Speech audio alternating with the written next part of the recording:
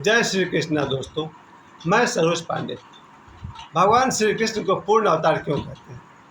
आज हम लोग भगवान श्री कृष्ण के 5 गुणों की चर्चा करेंगे, जिसके कारण मैं तो दावे से कह सकता हूं कि आज तक धरती पर भगवान श्री कृष्ण से बड़ा माउंट एवरेस्ट कोई हुआ ही नहीं। भगवान श्री कृष्ण से बड़ा महानतम विशालतम कहते हैं 16 कलाओं से युक्त कोई भी पुरुष नहीं हुआ। क्यों कुछ योगी या सभी कोई मानता है कि भगवान कृष्ण से महान व्यक्ति क्या हो तो परम परमेश्वर भगवान तक की का नाम उनको दिया जाता है। क्यों कहा जाता है कि भगवान श्री कृष्ण पूर्ण अवतार है? आइए उस पर बात करें। जबकि आप सभी जानते हैं भगवान श्री कृष्ण ने महाभारत के युद्ध में झूठ बोल बोल करके और छल करके भी दुर्योधन, दुशासन, द्रोणाचार्य, भीष्म पितामह, इन सब के विनाश में भगवान श्री कृष्ण का पूरा हाथ है और उन्होंने झूठ बोल बोल करके सबकी हत्या करवाई थी, कर्ण की भी। इसके बावजूद भी हम सभी मानते हैं कि भगवान श्री कृष्ण से ज़्यादा विशालतम महानतम पूर्ण अवतार कोई भी नहीं है। ज़रूर कल जन्माष्टमी है और जन्माष्टमी के अवसर पर मैं आपसे ये भी बताना चाहूँगा, मेरे जीवन में 3 श्री कृष्ण हैं, उन पर हम लोग बात करेंगे। उन तीनों का नाम ही कृष्ण से है। सबसे पहली बात जो भगवान कृष्ण में मुझे दिखती है वो ये है, उनका बचपन विलक्षण दिखाया गया है। पौराणिक कथाओं में आप देखेंगे एक बच्चा जनरली बिस्तर पर पड़ा रहता है, या तो हंसता है या रोता है। लेकिन भगवान श्री कृष्ण के बचपन में दिखाया जाता है कि पूतना नाम के राक्षसी का इन्होंने वध किया था। जरा सोचिए, एक साधारण बच्चे के बारे में यही कहेंगे, उस बच्चे को जो चाहे वही मार डाले। एक छोटे से बच्चे को मारना कौन सी बड़ी बात है, हो ही रहा है।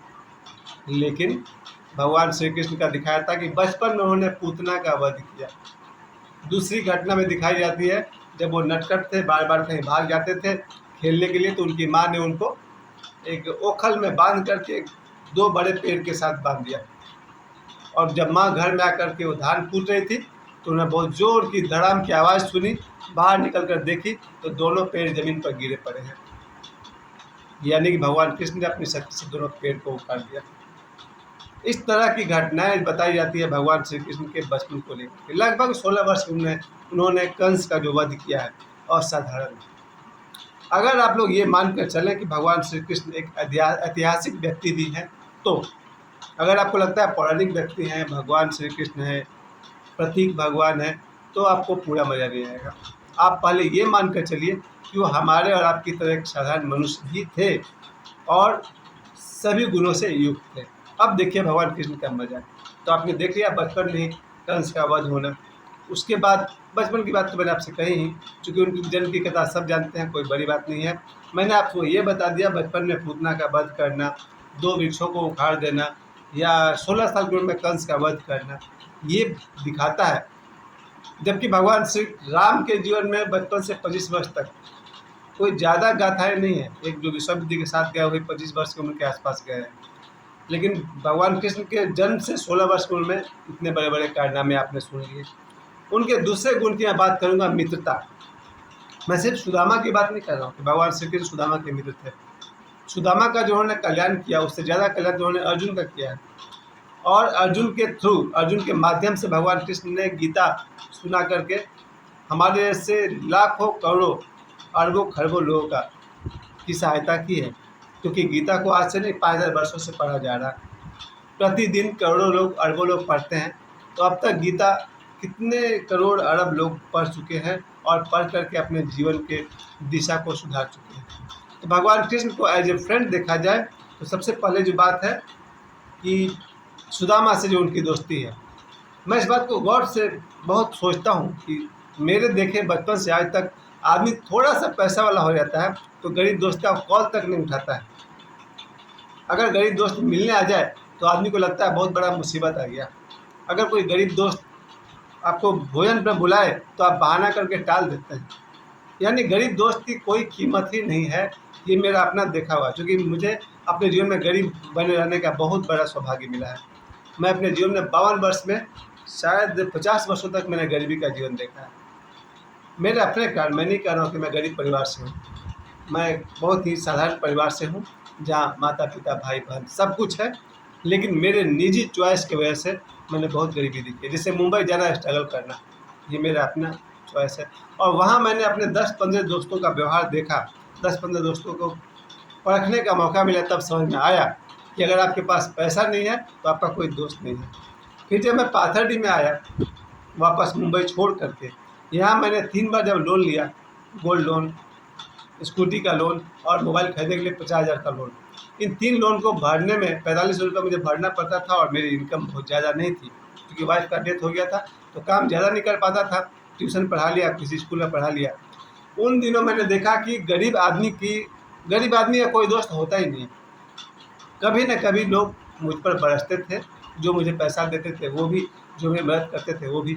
अन्य लोगों ने मेरे साथ बहुत दुर्व्यवहार किया, फिर बाद में संभालते भी थे। लेकिन मैं एक बात समझ सकता हूँ कि भगवान कृष्ण ने सुदामा को उनकी गरीबी की वजह से उनका प्रेम कभी कम नहीं हुआ। लेकिन मेरा अपना दावा है, हर आदमी अपने गरीब दोस्त के प्रति उसका प्रेम कम हो जाता है। अगर मैं गलत हूँ तो ठीक है, देखा जाएगा। तो एज ए फ्रेंड भगवान कृष्ण एक महानतम दोस्त हैं, जिन्होंने सुदामा की दोस्ती को निभाया और बहुत ही अच्छी तरह से निभाया। उससे ज़्यादा दोस्ती उन्होंने अर्जुन के साथ निभाई, क्योंकि अर्जुन को उन्होंने दिव्य दृष्टि दिया, ज्ञान दिया, और वो ज्ञान आज तक हम लोग को मिल रहा है। तो एज ए फ्रेंड भगवान कृष्ण जैसा मित्र कोई भी नहीं है। और आज भी मैं अपने दावे से कह सकता हूँ, जो कोई भी भगवान कृष्ण के प्रति फ्रेंडली है, भगवान कृष्ण आज भी अपनी मित्रता निभाते हैं। जब मैं 7 साल का था तो मैंने भगवान श्री कृष्ण का रोल किया था अपने स्कूल के नाटक में। मेरे school ATP railway school Katras में 1980 में जो भगवान श्री कृष्ण की भूमिका मैंने की थी। मैं बाँसुरी लेकर बजा रहा था और 4-5 लड़कियाँ नाच रही थी, मेकअप कृष्ण का, बाँसुरी वगैरह। मुझे 7 वर्ष में भगवान कृष्ण का रोल करने का मौका मिला, और उसके बाद भगवान बुद्ध की किताब भी मुझे दी गई थी और गुरु गोविंद सिंह की पुस्तक दी गई थी। यानी मेरी आध्यात्मिक यात्रा 7 वर्ष की उम्र तक शुरू हो गई थी। रोल भगवान कृष्ण का किया था और पुस्तक मुझे गौतम बुद्ध और गुरु गोविंद सिंह की मिली थी। खैर, मैं वापस अपनी बात पर आता हूँ। एज ए फ्रेंड भगवान कृष्ण का जवाब दी। उसके बाद भगवान कृष्ण की 3 पत्नियाँ हैं। ये तो मेरे समझ में नहीं आता है कि भगवान राम की एक पत्नी भी है, तो वो भी नहीं है बाद में। और भगवान कृष्ण की 3 पत्नियाँ क्यों हैं भाई? रुक्मिणी है, जामवंती हैं, रुक्मिणी, जामवंती, एक और मैं भूल रहा हूँ, सत्यभामा। तो 3 पत्नियों वाला भगवान कृष्ण मेरे समझ में नहीं आएंगे। और उसके अलावा भगवान कृष्ण का नाम जो राधा से जोड़ा गया, हजारों गोपियों से जोड़ा गया, ये बताता है कि वो एक विलक्षण पति और अलग ही टाइप के प्रेमी थे। और आज भी 2024 में दुनिया की करोड़ों लड़कियां भगवान कृष्ण को अपना प्रेमी मानती है। That is the truth. लड़कियों ने भगवान राम को अपना प्रेमी नहीं माना है, लेकिन आज भी लड़कियां भगवान कृष्ण को अपना प्रेमी मानती है।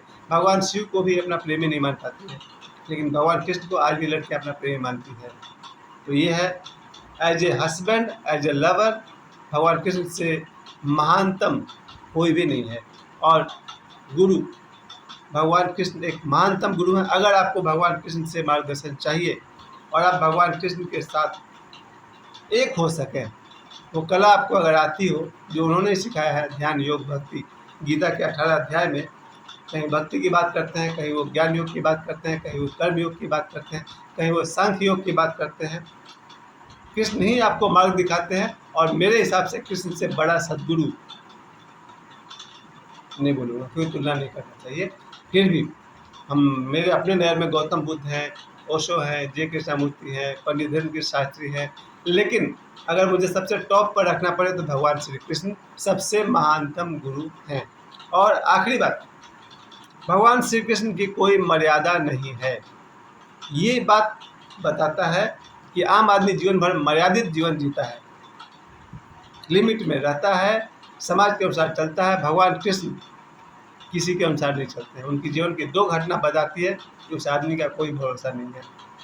3 घटना आप जान लीजिए। पहली बात मैं देखता हूँ भगवान कृष्ण जहाँ वो लड़कियाँ यमुना नदी में नहा रही है और उनके वस्त्र का हरण करते हैं। यहाँ वो दिखा रहे हैं कि कृष्ण भगवान की जो मेंटलिटी है एक सरल बच्चों की तरह है, एकदम इनोसेंट चाइल्ड है वो। लोग अपनी तरफ से कहते हैं कि वो लड़कियों को पाठ पढ़ाना चाहते थे कि नग्न होकर मत नहाओ, वो उनकी समझ है। मैं तो इतना ही समझता हूँ, मैंने ओशो से सीखा है, भगवान श्री कृष्ण एक बच्चे की तरह सरल हैं, तभी तो लड़कियों का वस्त्र चुरा करके, औरतों का वस्त्र चुरा कर पेट पर बैठे हुए हैं। वरना आज कोई लड़का किसी स्त्री का वस्त्र चुरा ले तो पब्लिक से भी मार खाएगा, लड़कियों से भी मार खाएगा और पुलिस से भी मार खाएगा।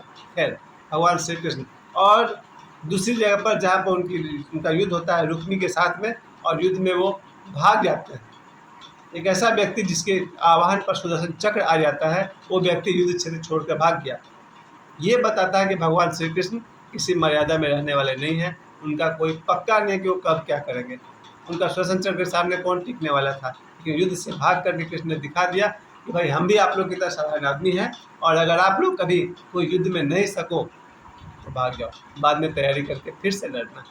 ये उनका मतलब रहा होगा। और तीसरी घटना, जहाँ अर्जुन भगवान श्री कृष्ण की बहन सुभद्रा से विवाह करना चाहते हैं, तो भगवान कृष्ण ही उन्हें सलाह देते हैं कि मेरी बहन को लेकर भाग जाओ। वो लंबी कहानी है। इन 3 घटनाओं को आप देखेंगे तो आपको लगेगा भगवान श्री कृष्ण की कोई मर्यादा ही नहीं है, मतलब मर्यादा के पार, मर्यादा से बहुत ऊपर है। और चौथी बात भी साथ में याद रखिए, महाभारत के जितने भी विलन्स हैं, खलनायक हैं, उनको मारने के लिए भगवान कृष्ण ने छल और झूठ का सहारा लिया। अर्थात मैं आज भी कह सकता हूँ, पूर्ण अवतार भगवान श्री कृष्ण हैं, उनसे विशालतम, उनसे महानतम कोई भी नहीं है। और मेरे जीवन के 3 कृष्ण हैं। पहला रजनीश चंद्र मोहन, उनके नाम में मोहन है, ओशो का नाम था रजनीश चंद्र मोहन। दूसरे हैं जे कृष्णमूर्ति, उसमें कृष्ण का नाम है। और तीसरे हैं धीरेन्द्र कृष्ण शास्त्री। तो मेरे जीवन में 3 कृष्ण स्वयं हैं और पहले से भगवान श्री कृष्ण हैं। आप सभी को जन्माष्टमी की हार्दिक शुभकामनाएं। जय श्री कृष्ण।